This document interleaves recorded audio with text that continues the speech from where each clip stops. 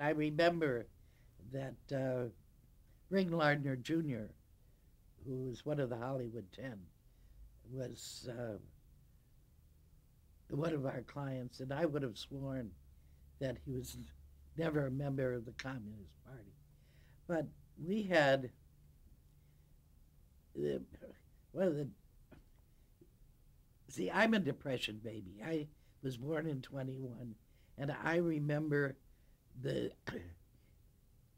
the years after 29 because it affected my folks terribly. My dad lost his business. We lost the house. We're scrambling for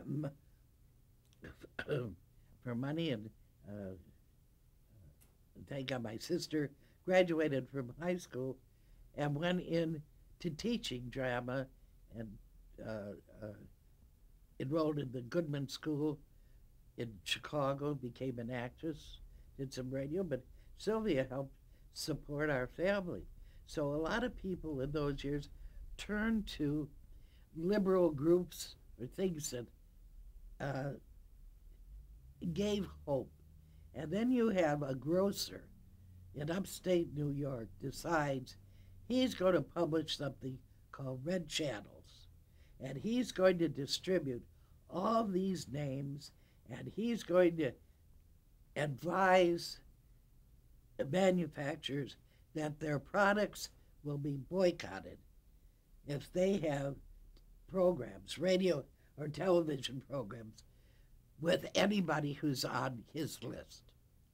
So everybody caved. The advertising agencies caved, the networks caved, the sponsors caved. So one of the things I did out here was take the statements from clients who got a job, had to come in and sign a statement that they'd never been a member of the Communist Party, which I forwarded to New York, which were forwarded to Red Channels. And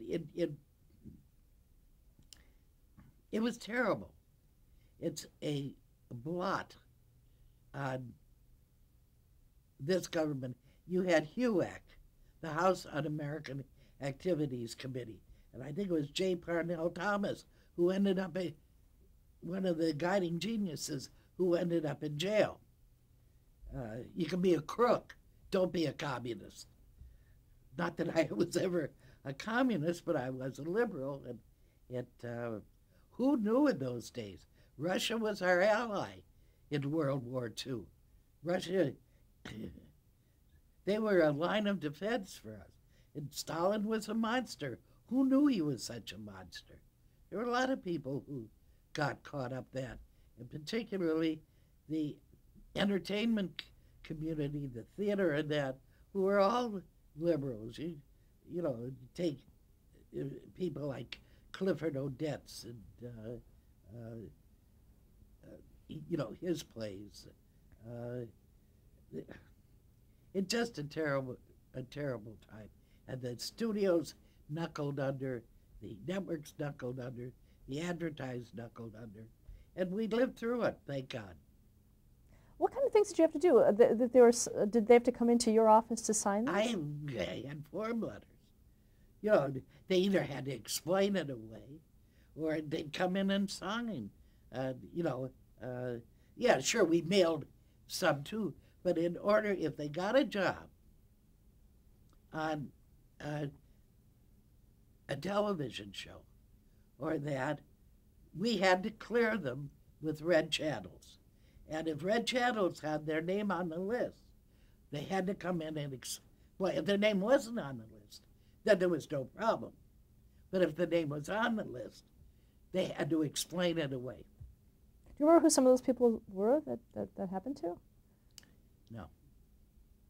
We all know about Larry Parks, but no, and I wouldn't mention any if I did remember. Did you also have to clear? Did your office have to actually do the clearing of the names at all? No, no, we didn't clear them. We just said there's a problem. You've got to come in and sign this. What about the networks? Well, they were just as bad. Did they ask your agency? If the word would come down, and that so-and-so was on this list, and they wanted to hire this so-and-so. Could he explain it? He, she, or it explain it away.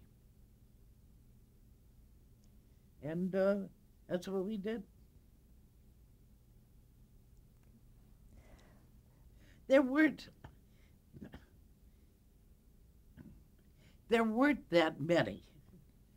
Let me put it down. It wasn't like you had thousands of people, tracking back and forth. Luckily, a lot of people were not on the list. But every once in a while, and we all know, certain names. You had John Garfield, you had Anne Revere, Lionel Stander. These are names that have appeared. Oh, these were people who couldn't get work during this period. Did anyone refuse to sign? Oh, yeah. Were they dropped as clients? No.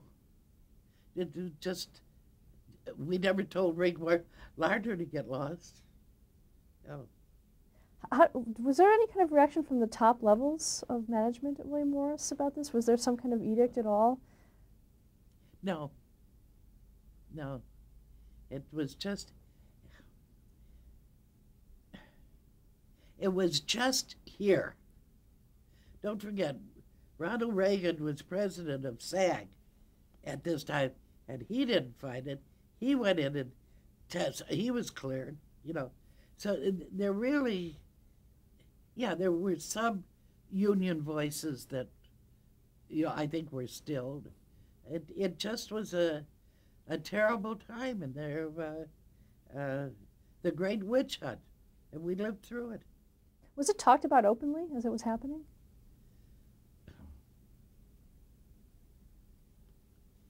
Not that much. Not that much. People were careful. It was a time, believe me, of fear. I had nothing to be afraid of. I could open my mouth. Who the hell cares about his secretary? But no, it was better not to discuss it. Do you remember when it went away? It didn't last that long. It only lasted, I would think, about 2 years at most. And it just went away.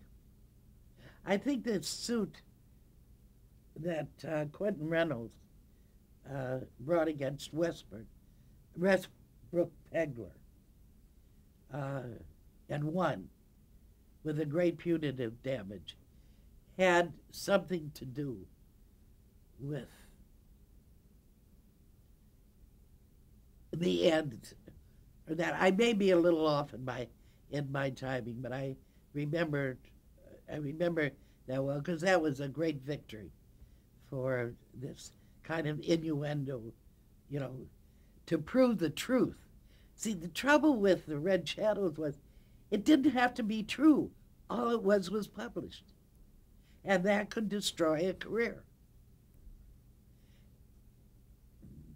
And it was also true in the 1930s that artists joined clubs, joined this, looking for things that all of a sudden became on the Attorney General's list as a subversive organization. People didn't know necessarily when they joined. If you remember the Army McCarthy hearings of this young Republican attorney in Joseph Welch's firm that McCarthy or Roy Cohn said he joined this organization, which is on the Attorney General's subversive list. And I remember Joe Welch saying, "Have you no shame?" Sure, the man, when he was a student, joined something. And he was as far away from a communist as you could expect. I didn't expect to get into this kind of philosophical discussion, but it just went away, thank God.